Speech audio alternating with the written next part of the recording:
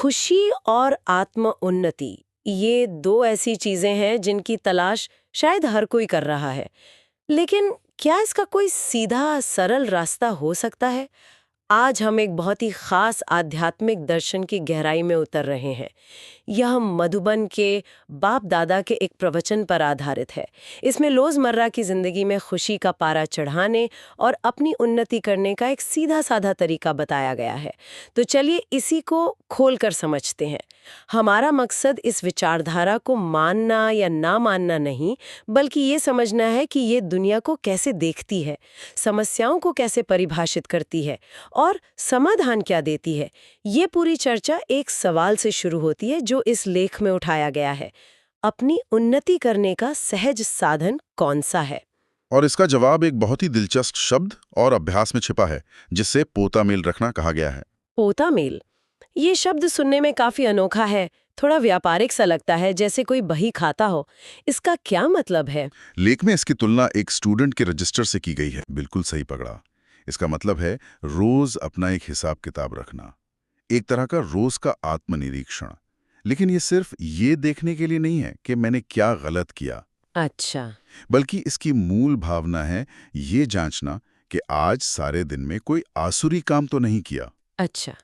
क्योंकि लक्ष्य दैवी गुण धारण करना है, देवता बनना है, जैसे लक्ष्मी नारायण। अच्छा, तो ये सिर्फ एक नैतिक स्कोर कार्ड नहीं है कि आज मैंने 10 में से 7 अच्छे काम किए। ये एक तरह की दिशा की जांच है कि मैं दैवी गुणों की तरफ बढ़ रही हूँ या आसुरी गुणों की तरफ। एकदम सही। इसे एक तरह का रोजाना मानसिक डिफ्रैगमेंटेशन समझिए। जैसे हम कंप्यूटर के हार्ड ड्राइव को डिफ्रैग करते हैं ताकि बिखरी हुई फाइलें एक जगह आ जाएं और कंप्यूटर तेज चले, वैसे ही पोता मेल रोज के व्यर्थ और नकारात्मक विचारों को हटाकर मन को उसके असली लक्ष्य दैवी गुण पर फोकस करने के लिए तैयार करता है। ये शुद्धि से ज्यादा अलाइनमेंट का अभ्यास है। तो खुशी का पारा चढ़ेगा, तो क्या ये पोतामेल ही विचार सागर मंथन है? पोतामेल उस मंथन का एक बहुत जरूरी हिस्सा है। विचार सागर मंथन का मतलब है ज्ञान की गहराई में जाना। जब कोई रोज जांच करता है कि क्या सही था, क्या गलत, मेरे कौन से विचार मुझे मेरे लक्ष्य की ओर ले गए और कौन से भटका गए, तो उसकी समझ साफ होती जाती है। यही मंथन है। और इस मंथन से जो स्पष्टता और शुद्धता आती है, वही असली खुशी लाती है, जिससे खुशी का पारा चढ़ता है। ये बाहरी चीजों से मिलने वाली क्षणिक खुशी नहीं, बल्कि आंतरिक स्पष्टता से पैदा होने वाली स्थायी खुशी है। ठीक है, तो रोज की जिंदगी में दिशा तय करने के लिए पोतामेल हो गया।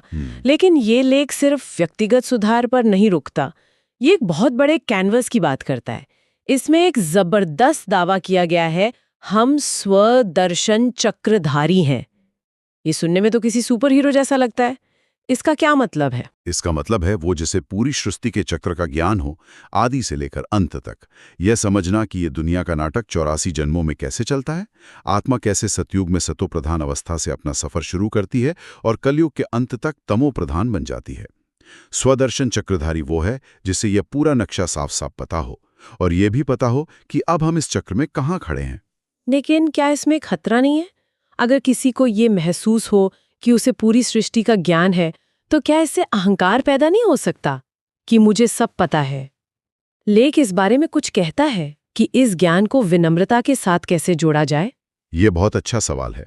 लेख के अनुसार यह ज्ञान अहंकार के लिए है ही नहीं, बल्कि परिप्रेक्ष्य यानी पर्सपेक्टिव के लिए है।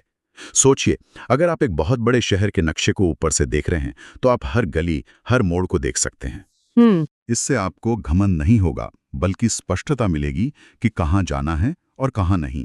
ये ज्ञान भी आत्मा को उसकी पूरी यात्रा का नक्शा दिखाता है, और सबसे बड़ी बात, ये उसे उसके असली घर की भी याद दिलाता है, जिसे स्वीट साइलेंस होम या निर्वाण धाम कहा गया है। अच्छा, वो जगह जहां आत्माएं नाटक में आने से पहले रहती हैं। अपने असली घर की याद हमेशा विनम्रता लाती है, अहंकार नहीं। तो ये ज्ञान सिर्फ दुनिया के चक्र को ही नहीं, बल्कि अपने असली घर को भी याद रखने की प्रक्रिया है।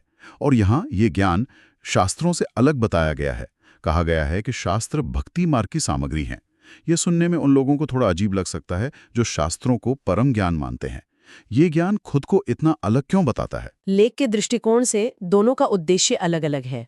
उसके अनुसार शास्त्र तब रचे गए जब आत्मा नीचे उतरती कला में थी, यानी अपनी शक्ति और पवित्रता खो रही थी। तो शास्त्र उस यात्रा में सहारा देने के लिए थे। ठीक है। जबकि ये ज्ञान जिसे मुरली कहा जाता है, ऊपर चढ़ने के लिए है, यानी अपनी खोई हुई शक्ति और पवित्रता को फिर से पाकर वापस घर जाने की तैयारी के लिए। तो ये श्रेष्ठता का दावा नहीं, बल्कि उद्देश्य के फर्क की बात है। एक नीचे उतरती एस्केलेटर पर सहारा है, दूसरा ऊपर जाती एस्केलेटर का रास्ता। और इस ऊपर चढ़ने की यात्रा के लिए एक गाइड की जरूरत होगी। लेख में पढ़ाने वाले यानी बाबा पर बहुत जोर दिया गया है। कहा गया है कि बाबा भगवान हमें पढ़ाते हैं, खुशी बहुत रहनी चाहिए।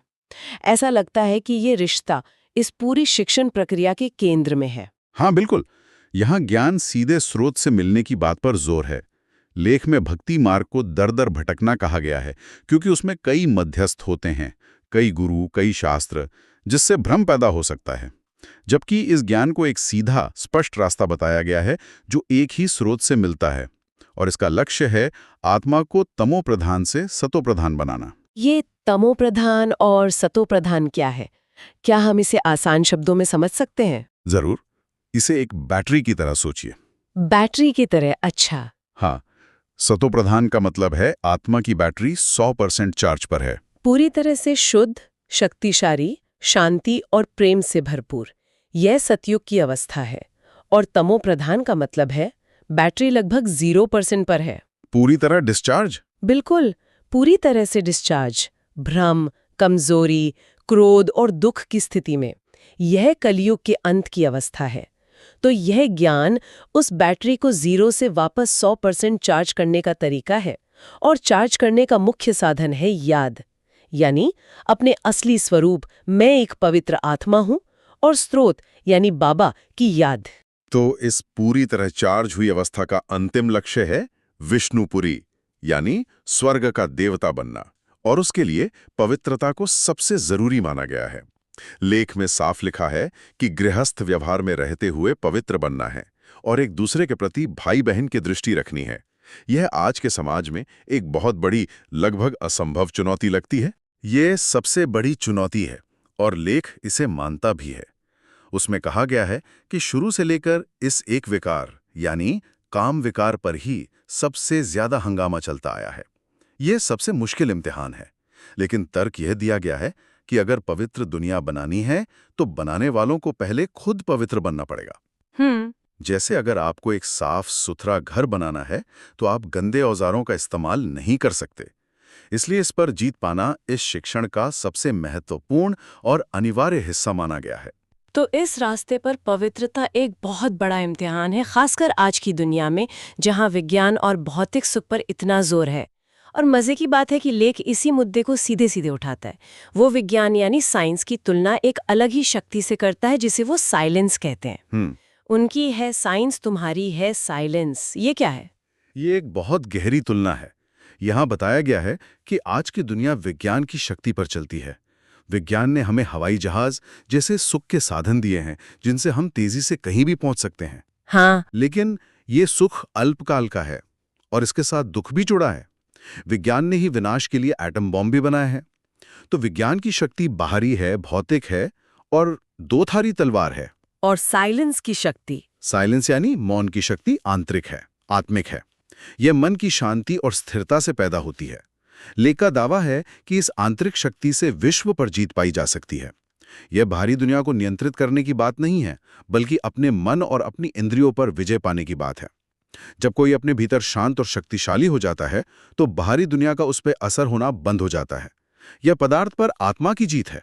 और इसी संदर्भ में एक बहुत ही चौंकाने वाली बात कही गई है। लेख वर्तमान दुनिया को रावण राज्य और यहाँ के निवासियों को नरकवासी कहता है। ये तो बहुत ही कठोर और चौंकाने वाला दावा है। आखिर इस नजरिए के पीछे तर्क क्या है? क्या इसका मतलब है कि दुनिया में कुछ भी अच्छा नहीं हो रहा है? यह समझना बहुत जरूरी है कि ये कोई व्यक्तिगत अपमान या निंदा नहीं है। ये एक व्यवस्था का विश्लेषण है। लेख के दृष्टिकोण से रावण राज्य का मतलब है वो दुनिया जहां 5 विकार, काम, क्रोध, लोभ, मोह और अहंकार ही शासन कर रहे हैं। अच्छा। यानी लोगों के फैसले, रिश्ते और समाज की व्यवस्था इन्हीं विकारों से चल रही है। और जो इस व्यवस्था में रह रहा है वो नरकवासी है, क्योंकि इन विकारों का अंतिम परिणाम हमेशा दुख, अशांति और क्लेशी होता है। लेख कहता है कि लोग खुद को असुर नहीं समझते, लेकिन उनके कर्म विकारों के वश में हैं। तो ये एक तरह का आध्यात्मिक निदान है, व्यक्तिगत हमला नहीं। बिल्कुल। जैसे एक डॉक्टर मरीज को कहता है आपको डायबिटीज है, तो वो मरीज का अपमान नहीं कर रहा, बल्कि एक स्थिति बता रहा है ताकि इलाज शुरू हो सके। इसी तरह ये दुनिया की आत्मिक स्थिति का निदान है, और ये निदान इसलिए किया जा रहा है क्योंकि अब संगम का समय है, यानी इस पुराने बीमार युग कलयुग के अंत और नए स्वस्थ युग सतयुग की शुरुआत का समय। ज्ञान से देवी गुण धारण करके सतयुग यानी रामराज्य की स्थापना हो रही है। तो इस पूरी प्रक्रिया का अंत कैसे होता है? ये बड़ा परिवर्तन कैसे पूरा होगा? लेख में एक यज्ञ और विनाश ज्वाला का जिक्र है। ये सुनने में थोड़ा डरावना लगता है। हाँ, लेकिन ये वैसा नहीं है जैसा सुनाई देता है। इसका पूरा नाम है राजस्व अश्वमेध अविनाशी रुद्र ज्ञान यज्ञ। ये नाम सुनने में बहुत भारी भरकम लगता है ना? बिल्कुल। क्या हम इसे आसान शब्दों में समझ सकते हैं? क्या ये किसी तरह की मानसिक या आध्यात्मिक रीबूट प्रक्रिया है, जहां पुराने ऑपरेटिंग सिस्टम को पूरी तरह से मिटाकर एक नया इंस्टॉल किया जा रहा है? आपने इसे बिल्कुल सही समझा। ये कोई लकड़ियों और घी वाला भौतिक यज्ञ नहीं है, ये ज्ञान का यज्ञ है, जहां पुरानी दुनिया की आसुरी मान्यताओं, आदतों और संस्कारों की आहुति दी जाती है। और इस ज्ञान यज्ञ से ही विनाश ज्वाला निकलती है। ये ज्वाला कोई एटम बम की आग नहीं है, बल्कि योग और ज्ञान की वो तीव्र अग्नि है जो आत्मा के अंदर के विकारों और पुरानी दुनिया के हिसाब किताब को भस्म कर देती है। ये एक तरह का कॉस्मिक रीसेट है, एक आध्यात्मिक सफाई जिससे स्वर्ग का द्वार खुलता है। और उस नई दुनिया में, उस स्वर्ग में क्या होगा, वहां जीवन कैसा होगा, जिसका जिक्र यहाँ किया गया है? उस नई दुनिया के लिए दो बहुत सुंदर शब्द इस्तेमाल हुए हैं, ever healthy, ever wealthy. Ever healthy, ever wealthy. हाँ, यानी 21 जन्मों के लिए संपूर्ण स्वास्थ्य और संपूर्ण संपन्नता। वहां कभी कोई बीमारी, बुढ़ापा या दुख नहीं होता। आत्मा और शरीर दोनों अपने सबसे उत्तम रूप में होते हैं। वह अहिंसक देवी देवताओं का धर्म है, जहां लड़ाई झगड़े, ईर्ष्या या किसी भी प्रकार की नकारात्मकता का कोई स्थान नहीं है। प्रकृति भी अपनी सबसे शुद्ध अवस्था में होती है। सब कुछ 100% चार्ज यानी सतो प्रधान होता है। तो आज की इस चर्चा का सार ये है कि आत्म उन्नति का ये रास्ता एक बहुत ही सरल व्यक्तिगत अभ्यास से शुरू होता है।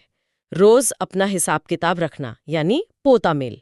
ये सिर्फ कर्मों की जांच नहीं, बल्कि अपने अंदर दैवीय गुण धारण करने का एक सचेत अभ्यास है। और इस अभ्यास का आधार बनता है एक बड़ा परिप्रेक्ष्य, स्वदर्शन चक्रधारी बनना, यानी सृष्टि के पूरे नाटक को समझकर अपने असली स्वरूप और मंजिल को हमेशा याद रखना। ये ज्ञान भक्ति मार्ग की तरह मध्यस्थों या जटिल कर्मकांडों पर आधारित नहीं, बल्कि एक सीधा रास्ता बताया गया है, जो याद के बल पर आत्मा को उसकी डिस्चार्ज अवस्था से पूरी तरह चार्ज करके स्वर्ग का अधिकारी बनाता है। इस लेख के अंत में एक बहुत गहरा विचार दिया गया है, जो आगे सोचने पर मजबूर करता है। इस पूरी यात्रा का अंतिम लक्ष्य है कर्मातीत और डबल लाइट बनना। कर्मातीत यानी कर्म के अच्छे बुरे बंधन से परे हो जाना, और डबल लाइट, ये मुझे बहुत आकर्षक लगा, यानी सभी बोझों से हल्का और साथ ही प्रकाश स्वरूप। सोचने वाली बात यह है कि असल में एक डबल लाइट जीवन जीना कैसा होगा? एक ऐसी अवस्था जहां मन पर कोई बोझ ना हो, कोई शिकायत ना हो, कोई पछतावा ना हो, और आप खुद दूसरों के लिए प्रकाश का स्रोत बन जाए। ये शायद आज़ादी का सबसे ऊंचा स्वरूप हो सकता है।